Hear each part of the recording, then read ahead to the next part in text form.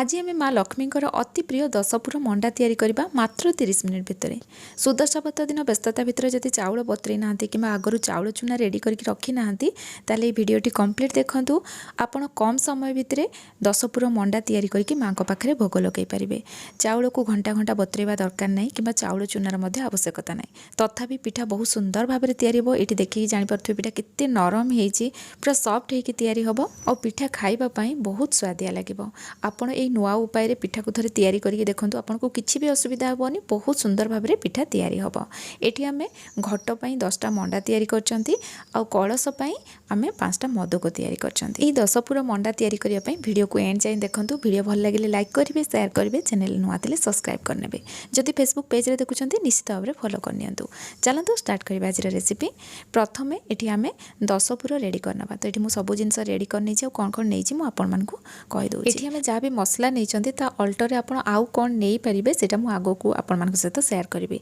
प्रथम आम गुड़ ना। तो ये गोटे गिना मु गुड़ नहीं, छेना गोटे गिना नहीं, आईटी मु नड़िया कोरा गोटे गिना नहीं। छेना और नड़ियार क्वांटिटी आप कम अधिका करके नहीं पारे।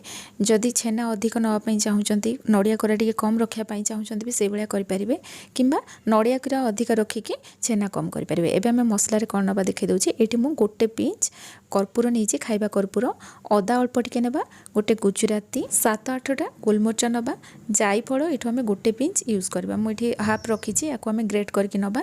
ये आम कर्पूर जी रखी बस से आम जायफल को गुंड करके नवा। यहाँ अधिक पकईले हार्ड स्मेल आसो, ता सहित यहाँ पिता भी हो। एबे आम ये लवंग नवा 2टा, अल्प टिके पान मधुरी नवा। ये मसलार अल्टर आपड़ आउ कौन नहीं पारे। तेजपत्र नहीं पारे, धड़ा राशि नहीं पारे, आईटी आप मुग भी नहीं पारे, अलैच ऐड करें, कदली को चकटिके ये अल्प ऐड करें, छेना कदली ये सब जिनस पकईकी भी पूराटा आमर हुए। बहुत जन कदली पकाते किंतु पकईले बहुत बढ़िया टेस्ट आसे। आप ट्राए करेंगे। सबकि मिसिक आम 10टा होता दरकार। तो आमर 10टा जिनस रेडी हो गला। एबे चलतु पुर तैयारी करवा। पुर तैयारी करने ये नड़िया, छेना आ गुड़ को आम ऐड करवा। जेहेतु मु घर तैयारी छेना नहीं आते पानी अंश अच्छी मु प्रथम ऐड करनौ। जदि छेना को आप भल भाव में चिपुड़ देते प्रथम ऐड करेंगे सीटा टाण हो जाए, पूरा सुखा सुखा टाइप हो भल लगे। नड़िया और गुड़ टिके भाजी है लास्ट आप छेनाटा ऐड करेंगे। तो ये देखूँ ताकू किस समय भाजिला इधर पानी रिलीज होची। या ड्राए हवा जाए आम भाजी ना। सेपटे आम मसला को भी तैयारी करना। तो ये सब जिनस को ये ऐड करके आम या हेमदस्तार गुंड करना। आ जायफल ये देखिले मु अल्प टिके ग्रेट करके ऐड कली। या अधिक देवेनि जमी प्रथम कही अधिक देले हार्ड स्मेल आसो, बहुत पिता हो। किंतु अल्प टिके एमती पकईले पुरर बास्ना बहुत बढ़िया आसे। जायफलर बास्नाटा एमती भी बहुत बढ़िया। ये देखो आमर पुरटा रेडी हो गला बढ़िया से। ये भाजी हो गला, पानी पूरा ड्राए हो गला। आम ये जो मसलाटा तैयारी करते आणिक ऐड करवा। या आउ किसी समय आम भाजी नवा। मसला जमी ये भल भाव में मिसीज आ तार फ्लेवरटा भी बहुत बढ़िया आसो। तो ये देखो या किस समय भाजी नेली। आमर ये दशपुर रेडी हो गला। मुझे कहली घरे जो जिनस एभेलेबल थी से अनुसार आप दशपुर रेडी करेंगे। ये आमर दशपुर रेडी हो गला, बहुत बढ़िया बास्ना आसुची। एबे चलतु आम नेक्स्ट प्रोसेस को जीवा। एबे आम पिठा पे बैटर तैयारी करवा। हुए तो एमती प्रोसेस आगु आपन केबे पिठा तैयारी करनथिबे, किंतु गोटे थर तैयारी करके देखंतु किछि भी असुविधा हेबनी। बहुत सुंदर भाव में पिठा तैयारी हम। एठी मु गोटे गिना पिठा करवा अरुआ चाउल नेली। या आम बतुरी ना डायरेक्ट आम कौन करवा ग्राइंडिंग करवा। तो केमती करवा प्रोसेसटा आपण माने देखंतु। एबे आम चाउल को भल भाव में धोई नबा। 3 ରୁ 4 थर भल भाव में धोइला परे चाउल रे जहाँ भी एक्स्ट्रा पानी थिबो ताकू आम बाहर करनबा। देखंतु एठी अल्प किछि पानी अछि, याकू आम बाहर करके नहीं आसवा। पानी जमती बिल्कुल भी रहबनी। हल्का जदि किछि पानी रही जाउछि चाउल लगी सेटा किछि असुविधा नहीं। तो ये चाउल को आम बतरी ना। एबे कौन करवा याकू आम डायरेक्ट ग्राइंडर जार रे ऐड करवा। आ हल्का टिके टिके पानी रहिबा निहाती दरकार। बेसी पानी रहिबनी किंबा पूरा सुखा भी करवानी। एमती ही ताकू ग्राइंडिंग करके नहीं आसवा। जितेबाला चाउल रे पानी अंश टिके टिके रहिबो, जेतेबाला एटा ग्राइंडिंग करिवे ना ओदाड़िया हेकी एटा भल भाव में टिके गुंड हो जिवो देखिबे। तो एई भलिया देखंतु एटा गुंड हो गला, किंतु पूरा भी आमर चूनाटा रेडी हेनी। जमती चाउल चूना हुए से भाया एटा हेनी। एबे आमे कोन करबा एइथरे हाफ गिना पानी ऐड करबा। जो गिना रे चाउल मापिक नैथिबे ना से गिना रे पानी रो मेजरमेंट रखिबे, हेले आपनकर पिठा पूरा परफेक्ट तैयारी हम। तो ये मुझे जो गिना चाउल नहीं से हाफ गिना पानी आड कली। या आम भल भाव मिक्स करनबा आमती ग्राइंडिंग करके नहीं आसबा। या अधिक समय रखिए एमती सांगे सांगे ग्राइंडिंग करके नहीं आसबे। बैटरटा परफेक्ट तैयारी हम। बिल्कुल भी लगभग कि आप चाउल को बतरे ना आपणकर चाउलटा ठीक से ग्राइंडिंग है से टाइप बिल्कुल हेनी। यही प्रोसेस रे करंतु बैटरटा पूरा चिकन होगी रेडी हम। तो ये आम बैटर रेडी हो गला। एबे चलतु पिठा तैयारी करबा।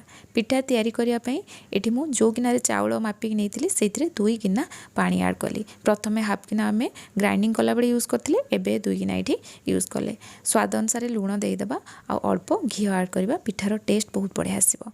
तो ये सब जिनस को मिक्स कलापर जो बैटरटा आम रेडी कर रखी गैस रो फ्लेम लो करके बैटर को आड करवा और कंटिन्यूअसली एमती चलेबा नले ये तलू लगिज। तो ये देखो या किस समय चलैला यहाँ धीरे धीरे बहलिया हवा आरंभ हो।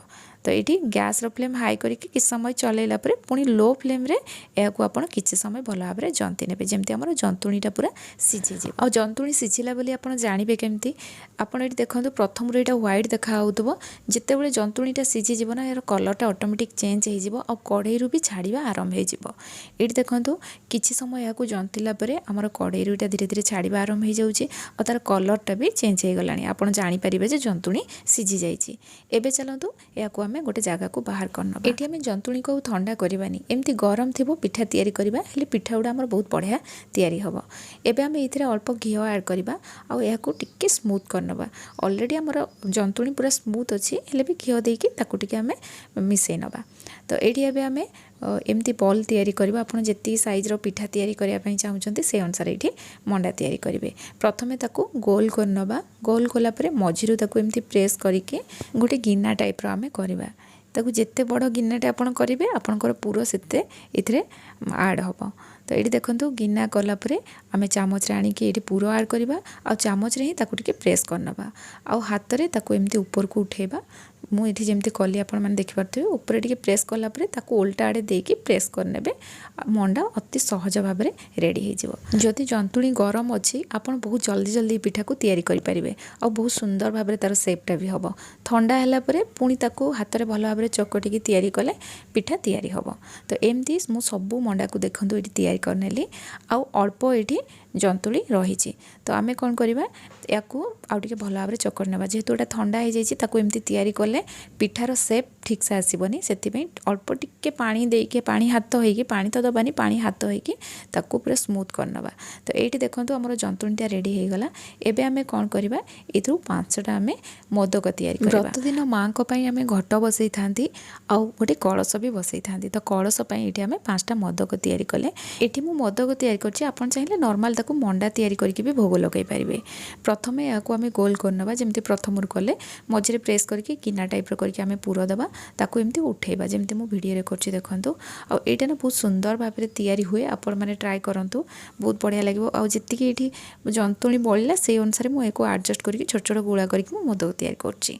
तल पर्सनटा को प्रेस करके ऊपर को उठेबे हेले एटा बहुत बढ़िया भाव में बसिबो।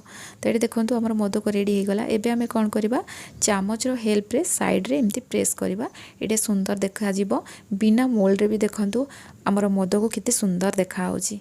तो ए बड़ी भाव में मु सबू गुड़ा को तैयारी करनेली। एबे आमे मोदक रो ऊपर टी घी लगेदेबा आ केसर गोटे गोटे दबा कलर आसो। ये आप चाहिए ऐड करेंगे केसर ना स्किप करेंगे। तो ये लगे या अलग जगह स्टीम कर दूचे और पिठा आम अलग जगह स्टीम करवा। तो यहाँ मोर रेडी हो गला। या स्टीम करने मुझे पट गैस चूल्हे रेडी कर नहीं। ये आम पिठा को भी चलतु एवं स्टीम करनबा। तो मुझे अलरेडी स्टीमर रेडी कर नहीं। यहाँ देखो पानी पूरा गरम हो गला। आम पिठा ये ऐड करवा। पिठा ऐड कर सारापर ऊपर टिके टिके आम घी लगेदेबा जहाँफल पिठार टेस्ट बहुत बढ़िया आसो पिठार गोटे साइन भी आसे। तो ये मुझे घी लगे नहीं या 7 रू 8 मिनिट खंडे स्टीम करनबा। तो 7 रू 8 मिनिट पर मुझे देखो देखो आम पिठा रेडी हो जाइए। एबे आमे या ठंडा हाँवाई छाड़देबा। ठंडा है या आमे बाहर करवा। तो ये देखो आम मोदक रेडी हो जाइए पिठा भी रेडी हो जाइए। बहुत ही सॉफ्ट है कि कम समय भितर ये पिठा तैयारी हुए। आपण मैंने तैयारी करूँ आग को सुदर्शा व्रत आसची। आज रेसिपी केमती लगे मत कमेंट सेक्शन में जनइबे। जदि भल लगी निश्चय लाइक करके पुणी आसबि नुआ रेसिपी नहीं से पर्यंत रोचे। धन्यवाद।